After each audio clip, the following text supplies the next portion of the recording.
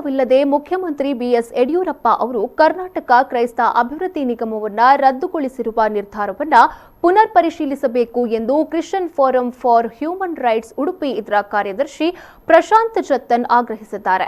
ಈ ಬಗ್ಗೆ ಉಡುಪಿ ಜಿಲ್ಲಾ ಪತ್ರಿಕಾ ಭವನದ ಸುದ್ದಿಗೋಷ್ಠಿಯಲ್ಲಿ ಮಾತನಾಡಿದ ಅವರು 2019-20 ಹಣಕಾಸು ವರ್ಷದ ಬಜೆಟ್ನಲ್ಲಿ ನಮೂದಿತಗೊಂಡ ಕರ್ನಾಟಕ ಕ್ರೈಸ್ತ ಅಭಿವೃದ್ಧಿ ನಿಗಮವು ಇನ್ನೇನು ಉದ್ಘಾಟನೆ ಆಗಬೇಕು ಎನ್ನುವಷ್ಟರಲ್ಲಿ ಇದರ ಸ್ಥಾಪನೆಯ ಪ್ರಸ್ತಾಪವನ್ನ ರದ್ದುಗೊಳಿಸಿರುವುದು ತಿಳಿದು ಬಂದಿದೆ.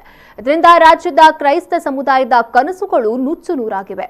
ರಾಜ್ಯ ಸರ್ಕಾರವು ರಾಜ್ಯದಲ್ಲಿನ ಸಣ್ಣ ಪುಟ್ಟ ಸಮುದಾಯಗಳಿಗೂ ಅಭಿವೃದ್ಧಿ ನಿಗಮವನ್ನ ಸ್ಥಾಪಿಸುತ್ತಿರುವಾಗ ಹಲವಾರು ಲಕ್ಷ ಮಿಕ್ಕಿ ಜನಸಂಖ್ಯೆಯಿಂದ ಕ್ರೈಸ್ತ ಸಮುದಾಯ ರಾಜ್ಯದಾದ್ಯಂತ ಹರಡಿದ್ದು ಶಿಕ್ಷಣ, ಸಮಾಜ ಸೇವೆ ಹಾಗೂ ವೈದ್ಯಕೀಯ ಕ್ಷೇತ್ರಗಳಲ್ಲಿ ಗಣನೀಯ ಸೇವೆಯನ್ನ ಸಲ್ಲಿಸುತ್ತಿದ್ದಾರೆ.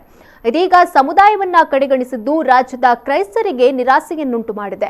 ರಾಜ್ಯದ ಕ್ರೈಸ್ತರು ಗೌರವಯುತವಾದ ಜೀವನವನ್ನ ನಡೆಸಲು ಅನುವು ಮಾಡಿಕೊಡಬೇಕು. ಮಾತ್ರವಲ್ಲದೆ ಕ್ರೈಸ್ತ ಸಮುದಾಯದ ಪರವಾಗಿ ಮುಖ್ಯಮಂತ್ರಿಯವರನ್ನ ಆಗ್ರಹಿಸಿದ್ರು. ಯಾತಕ್ಕೋಸ್ಕರ ತಾವು ಇದನ್ನು ಮಾಡಿದ್ದೀರಿ, ನಮಗೆ ಉತ್ತರ ಕೊಡಿ. ಮತ್ತು ಅಷ್ಟು ಮಾತ್ರವಲ್ಲ, ಯಾವ ಕಾರಣಕ್ಕೋಸ್ಕರ ಯಾರ ಒತ್ತಾಯದಿಂದ ಇದು ಮಾಡಿದ್ದೀರಿ? ಯಾಕಂದ್ರೆ ತಾವೇ ಮುಖ್ಯಮಂತ್ರಿಗೆ ಸ್ವತಃ ತಾವು ಬರೆದಿರುವಂತಹ ಪತ್ರ ಏನಂತಂದ್ರೆ ಆದಷ್ಟು ಬೇಗ ಈ ನಿಗಮ ಆಗಬೇಕೆಂತೇಳಿ ಮತ್ತೆ ತಾವೇ ಬರೀತೀರಿ ಈ ನಿಗಮವನ್ನು ರದ್ದುಪಡಿಸಿ ಎಂಬುದಾಗಿ. ಸೊ ಇದರ ಉದ್ದೇಶವೇನು? ನಾವಿವತ್ತು ಕ್ರೈಸ್ತರು ಕೇಳ್ತಿದ್ದೇವೆ, ನಾವು ಮಾಡಿದ ಅನ್ಯಾಯ ಏನು? ಸೊ ಹಾಗಾಗಿ ಇವತ್ತು ನಮಗೆ ಉತ್ತರ ಬೇಕು.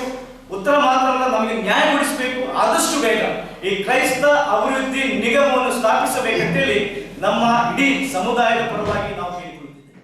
ಸುದ್ದಿಗೋಷ್ಠಿಯಲ್ಲಿ ಕೆಥೋಲಿಕ್ ಸಭಾ ಉಡುಪಿಯ ಅಧ್ಯಕ್ಷರಾದ ರಾಬರ್ಟ್ ಮೆನೆಜಸ್, ನಿಕಟಪೂರ್ವ ಅಧ್ಯಕ್ಷ ಅಲ್ವಿನ್ ಕ್ವಾಡ್ರಸ್, ಕರ್ನಾಟಕ ಕ್ರೈಸ್ತ ಸಂಘ ಸಂಸ್ಥೆಗಳ ಅಂತಾರಾಷ್ಟ್ರೀಯ ಗೌರವಾಧ್ಯಕ್ಷ ಲೂಯಿಸ್ ಲೋಬೋ, ಕರ್ನಾಟಕ ಕ್ರೈಸ್ತ ಸಂಘ ಸಂಸ್ಥೆಗಳ ಅಂತಾರಾಷ್ಟ್ರೀಯ ಅಧ್ಯಕ್ಷ Neri Cornelio, Saint Mary's Syrian Orthodox cathedral ಕಾರ್ಯದರ್ಶಿ ಅಲನ್ ರೋಹನ್ ಮತ್ತಿತರರು ಉಪಸ್ಥಿತರಿದ್ದರು.